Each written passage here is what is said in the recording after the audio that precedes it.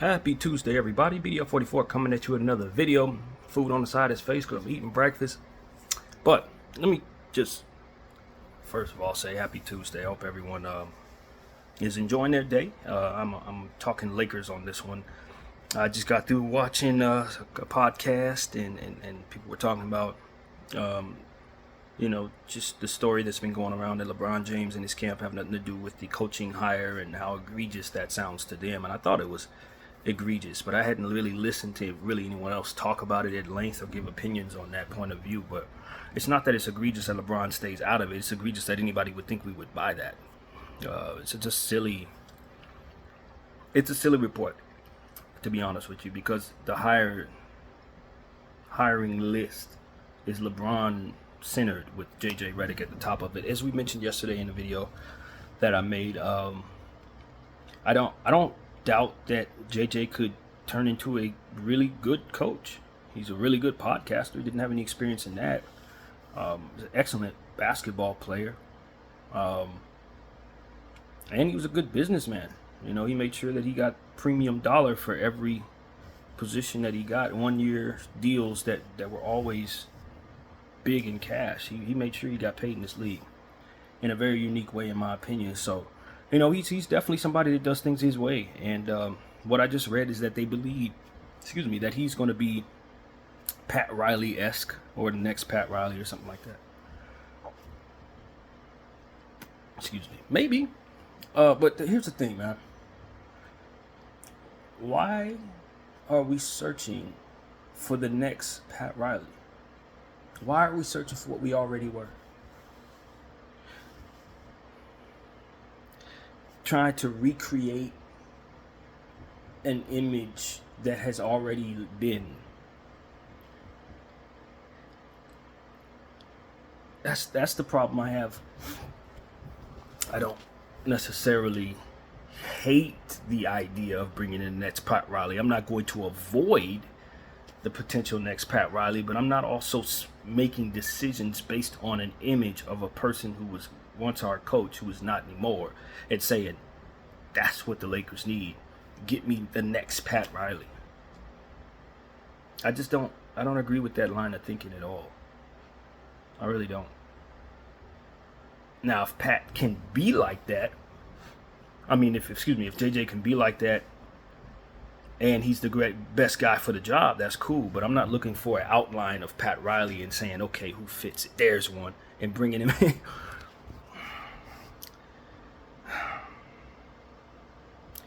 I don't know who released that talking point. I don't know if that came from the Lakers. I don't know if that was somebody who observed the situation and said, ooh, it looks like they're picking up on another Pat Riley clone. I don't know if that necessarily comes from Rob Pelinka or Jeanie Buss. That's what I'm saying.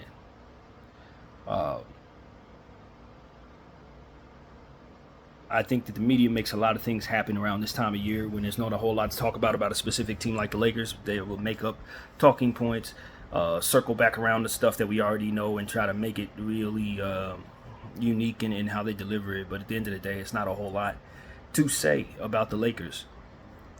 So when you hear stories like this, it's like, yeah, they're reaching. They're reaching. But if they, just for the sake of argument, if they're not reaching and this is really what's going on,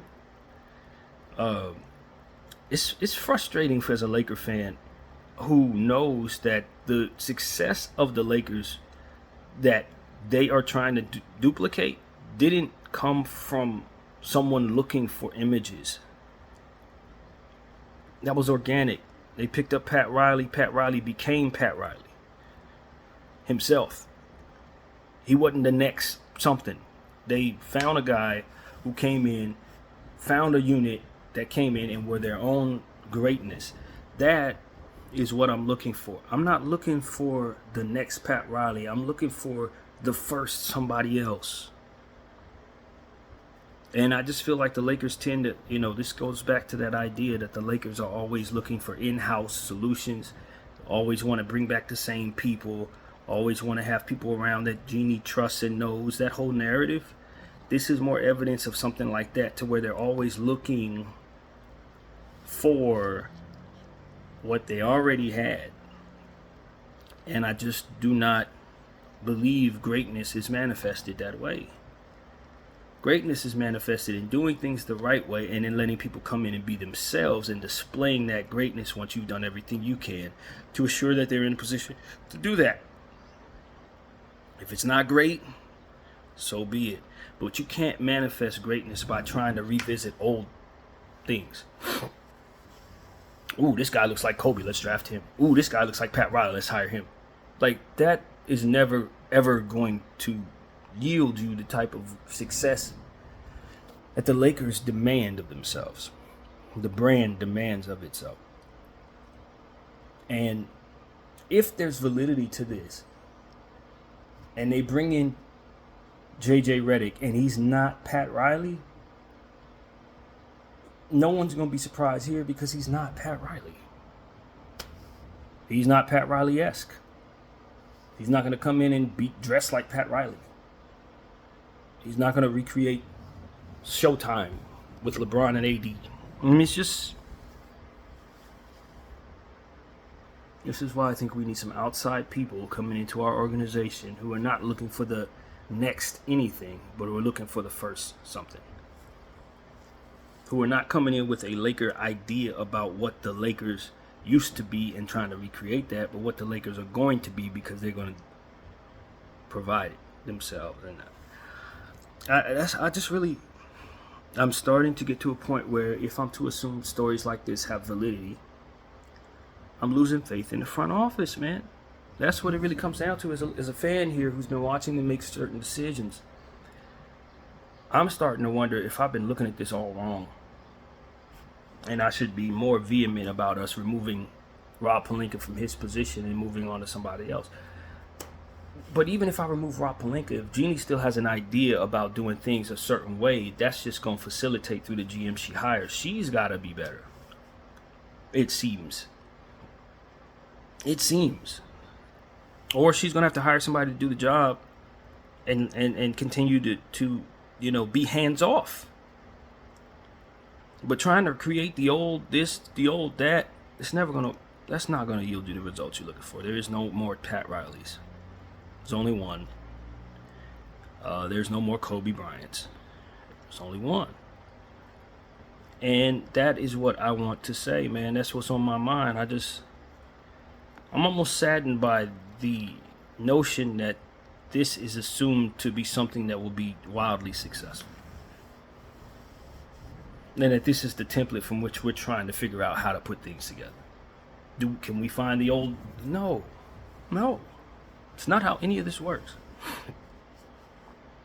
Get the best candidate for the job. Put them in position to do what they do best. And let them usher in their era of basketball, not trying to recreate something that we already had. That's my point of view, man. It ain't deeper than that. I'm just frustrated. I want my team to be better. I don't like some of the stuff I'm hearing about at all. I read something that said the Lakers are out on Donovan Mitchell because the Cleveland Cavaliers won't trade him here. I didn't click on that, so I don't know what the details are to that at all. But that's where the Lakers really need to find ways of improving their circumstances and their relationship with teams so that they can have more of an access to team stuff. People are going to hate you because you're the Lakers and you have that market that they can't duplicate in regards to attracting stars. So people are going to hate you off the strength of that.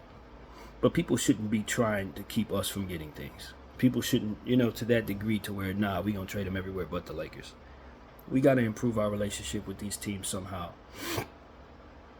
And I don't know how to do that. I don't know what the olive branch would be. I don't really know. But I do think that should be a point of emphasis for our improvement over the next several years. Make more friends, if at all possible.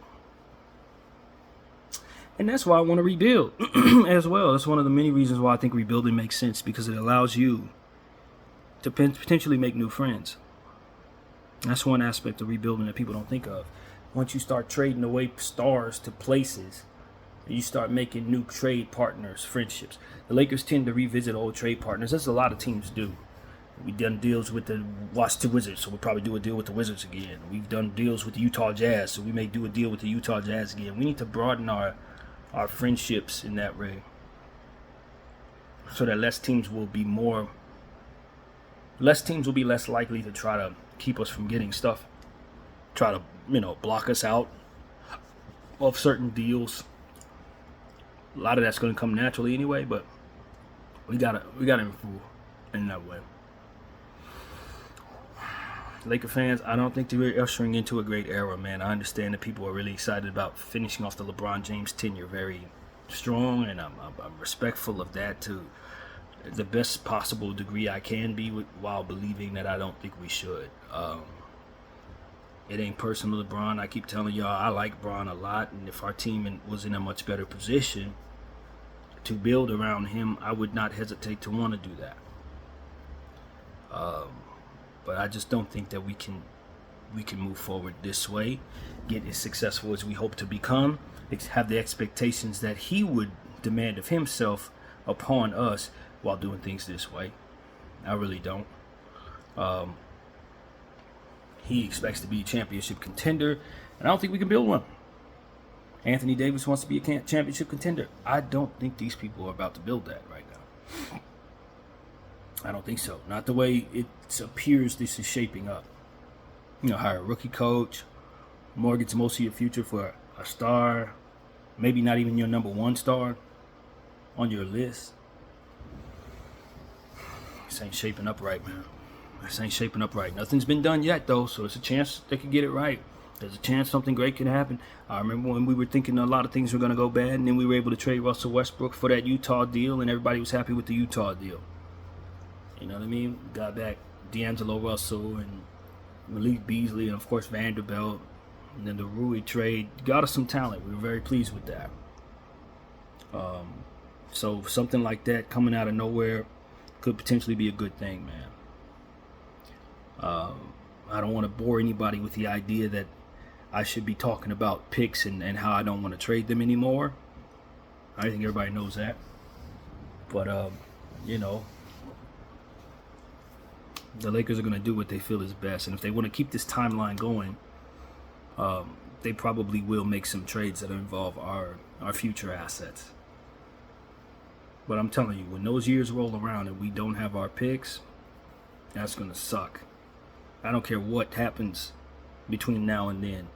When you don't have your natural picks, it really does suck. When you see other teams drafting for you and what you traded away, probably out of your uniform, or you didn't got used to it and it ain't that exciting anymore, and you can't retrade it for what you traded it for, it's going to suck, man. It's going to really suck. Ask some of these teams that have gone through it, especially if they had bad years. And people are so quick to do it. I listen to so many fans. Trade this guy for picks. And picks, rather. This guy, and picks. It's like, dude, you do understand that pick that you're sending out is going to represent a year where you're going to come up in the draft and you're not going to get the guy. He's going to go to the team you traded the pick to. And then he's going to be whoever it is you don't want him to become in somebody else's uniform. And you're going to know that should have been your guy. Don't let that player be a Anthony Edwards, Wembanyama, Michael Jordan type dude. Don't let that happen. Because that's franchise altering. How many franchises should have had certain players that we now known as forever some other team player? You know how many times that's happened? Because teams have mortgaged picks or made a trade or did something stupid to where they couldn't draft a player for whatever reason, lost the pick or something. You know how many times that's happened? Ask the Warriors about that pre-Steph Curry. How many players they passed on that they should have had. Ask the Minnesota Timberwolves, stuff like that. Like, you don't want to set yourself on a path like that just so you can make this opportunity this year be great. Because this year is going to pass and you're going to have another year in front of you. And a lot of people don't respect the future enough, man. They don't respect the future enough. They think the future is something to mortgage away. Well, let's do it now. Oh, well. And when it comes around and your team sucks and you're sitting there like this, watching the next great player play for the Pistons or some stupid crap because you didn't mortgage your picks away, then you understand why I was talking like this. Then you understand why I was so vehement about this. It's going to happen. It's not something that you have to question. It's going to happen. If you're going to trade your picks and that player is going to play for the Atlanta Hawks because you traded him for Trae Young or some stupid crap like that. So that's why I don't want us to do it. I don't want us to do it. Most drafts are not going to be like this year's draft to where it's not that great of a draft. Some years you're going to really have a chance at the next Dwight Howard, the next Kevin Durant, or whoever the new player would be to stay consistent. But the point is, somebody else is coming, man. And we see this manifesting into what it's going to become with the decisions that this front office is making. We're going to have some bad years. We're going to have some bad years, man. That's inevitable at this point. I don't care what people say. I can see it coming. The question is, are we going to be on board with them mortgaging our picks away so that year we don't have those picks? Or are we going to be conservative as a fan base and encourage this front office not to go all in on our behalf, giving away those picks in that process? You can go all in, just don't give away no picks. If you want to give away some of these players you done picked up on contract, have at it. But once you start trading away stuff that long passes your tenure, because if we have some bad years, you're going to get fired, that's when I have a problem. Or trying to anticipate that the CBA is going to make it so that picks don't matter. Don't let nobody lie to you about no crap like that. Believe me, picks are always going to matter. Why? Because they represent the next generation of talent that's coming into the league. And every single one of these players you see in the league, with the exception of a chosen few, were drafted. They were drafted. So you better make sure you have some picks so you can have the next wave. And if you don't respect the next wave, then you're going to get hit by the tidal wave of what's coming when you're not winning titles because of the players going to other teams. BDL 44. I thank you all for watching.